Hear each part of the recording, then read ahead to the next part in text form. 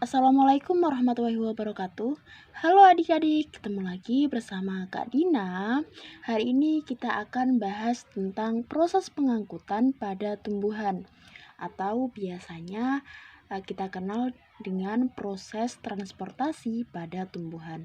Nah, apa sih yang dimaksud dengan proses pengangkutan pada tumbuhan?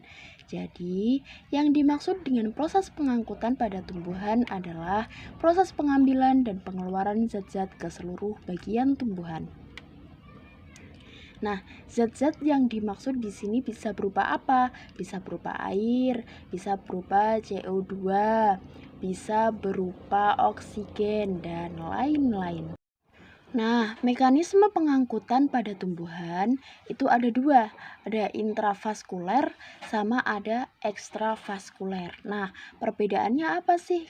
Nah, jadi kalau intravaskuler itu adalah mekanisme pengangkutan yang melalui pembuluh angkut. Jadi melalui silim dan floem. Nah, kalau ekstravaskuler itu adalah mekanisme pengangkutan di luar pembuluh angkut. Nah, hari ini kita akan bahas tentang mekanisme transportasi yang intravaskuler. Kalau yang ekstravaskuler kita bahas di lain waktu. Nah, jadi gimana sih proses dari pengangkutan intravaskuler ini? Jadi, proses ini dimulai dari ketika air yang ada di dalam tanah ini akan diserap oleh serabut akar. Masih ingat ya, bagian-bagian dari akar, salah satunya ada serabut akar. Nah, serabut akar ini adalah modifikasi dari jaringan epidermis. Nah, selanjutnya setelah air diserap oleh serabut akar, dia akan menuju ke jaringan epidermis.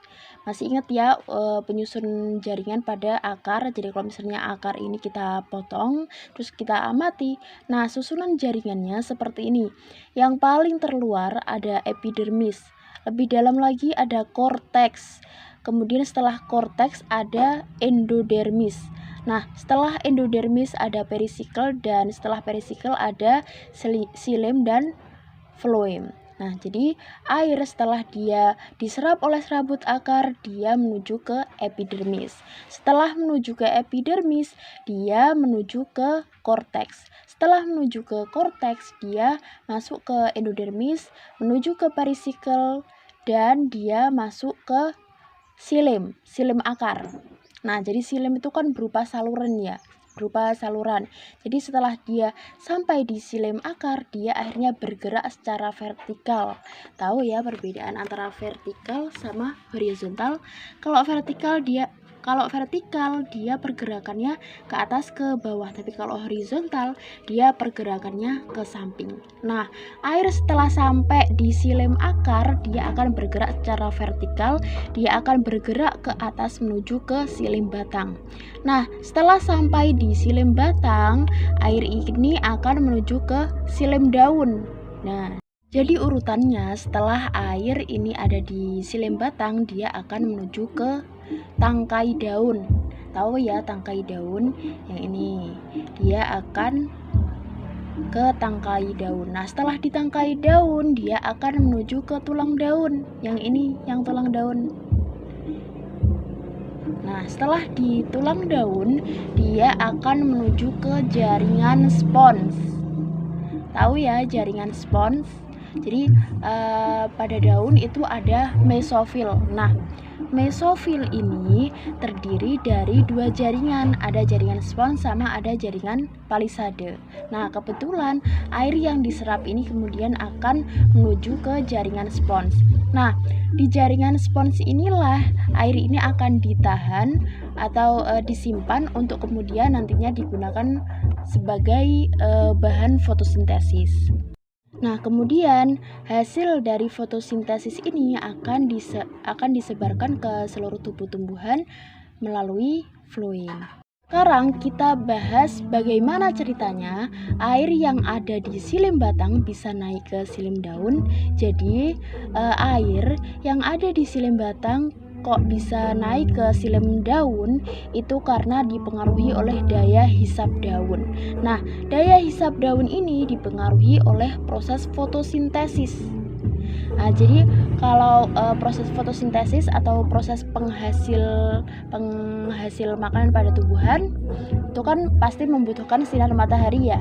Nah, ketika sinar matahari ini mengenai daun, otomatis air yang ada di daun yang tadi disimpan di jaringan spons itu akan keluar atau kita kenal dengan penguapan. Jadi keluarnya air dari dalam daun ini disebut dengan penguapan. Nah, otomatis kalau air di dalam daun ini keluar berarti daun ini akan mengalami kekosongan air. Nah, ketika daun mengalami kekosongan air, otomatis air yang ada di batang ini akan terserap ke atas. Nah, gitu ya ceritanya. Jadi ceritanya air yang ada di silim batang kok bisa naik ke silim daun. Bagaimana? Sampai di sini ada yang ditanyakan? Kalau ada yang mau ditanyakan, langsung aja ke kolom komentar ya. Untuk pembelajaran kita hari ini sedikit aja tentang proses pengangkutan intravaskuler. Nah, nanti yang proses pengangkutan ekstravaskuler kita bahas di lain waktu. Nah, sekarang udah dulu pembelajaran kita hari ini. Semoga bermanfaat. Assalamualaikum warahmatullahi wabarakatuh.